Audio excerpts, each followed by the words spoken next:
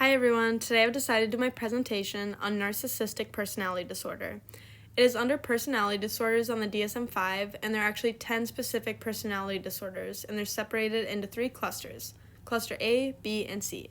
NPD falls under cluster B. Fun fact, narcissists actually comes from a Greek myth of Narcissus, who fell in love with the reflection of himself when looking into a pool of water.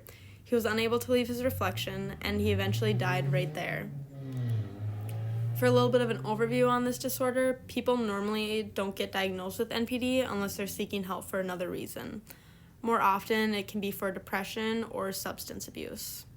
Even when they do get diagnosed, experts say that narcissists do not feel that they are under the influence of narcissism, but in general, more men than women are diagnosed with this disorder.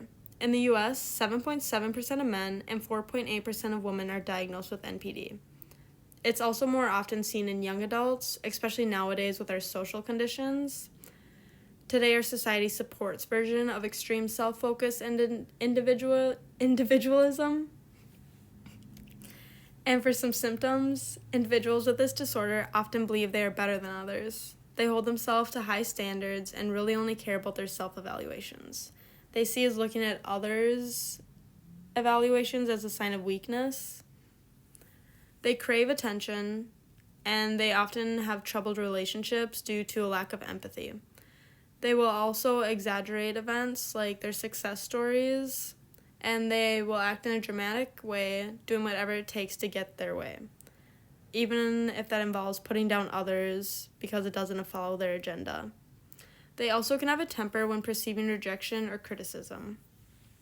And there are 3 subcategories that I'm going to talk about: grandiosity, vulnerable, and pathological. For grandiosity, they often have a high dominance, and they can be aggressive and do not feel much respect for others. They can also act in a reckless behavior and fantasize of unlimited success and power. They believe they are very unique than others. For vulnerable variant, it's often seen as far opposite of grandiose. They are thin-skinned and very defensive, hypersensitive, and withdrawn from others. They feel inadequate and more introverted. They still believe they are better than others, but are scared of criticism. For pathological narcissism, it's a combination of vulnerable and grandiosity. They lack empathy for others and have interpersonal distress, making it hard for them to form relationships with others. They still have a low self-esteem and can be aggressive. All this can stem from a lack of empathy and affection as a childhood, and Freud pleaded that narcissism should be taken as a pathology,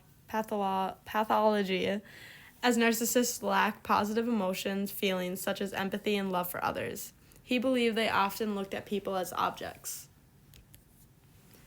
From a psychodynamic perspective, these theories stem from not being able to comprehend stress or distress as a child. Their narcissistic personality is due to not being able to manage their emotions and self-views. They didn't really develop a realistic, positive views of themselves when they were younger. That is why they rely on others' praise. And because of social media, I believe this has become more prevalent. In one of the articles I read, people observe one's success from social media, and the people will often post to uphold their image, so they continue to get the praise from their followers. And for cognitive theorists, they believe that people with this disorder is developed by unrealistic positivity of their self. This can be from a parent or guardian overpraising them during childhood. They believe they are more exceptional and unique than others. Another factor that can contribute to this is abuse or trauma during childhood years. For treatments, I decided to go with psychotherapy. Just talking to someone can help a lot. It can break down some of the walls that believe you are superior than everyone else so they can relate to others. This can help build more intimate relationships. Another way to do this is by understanding one's own emotions. Talking with a therapist might reveal some reasons why they think the way they do and how they handle certain evaluations.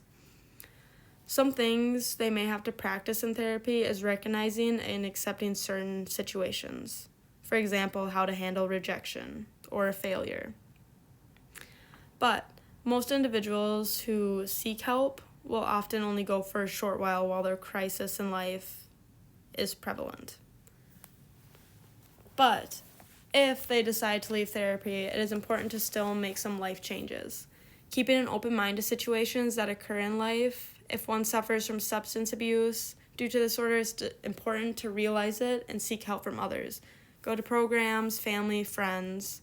Even though it can be hard for narcissists to admit their problems and reach out to others, it may make them feel weak, but they need to remember to keep an open mind, stay focused, and realize that they are working to better themselves, to have better relationships with individuals. And this is my reference page. Thank you.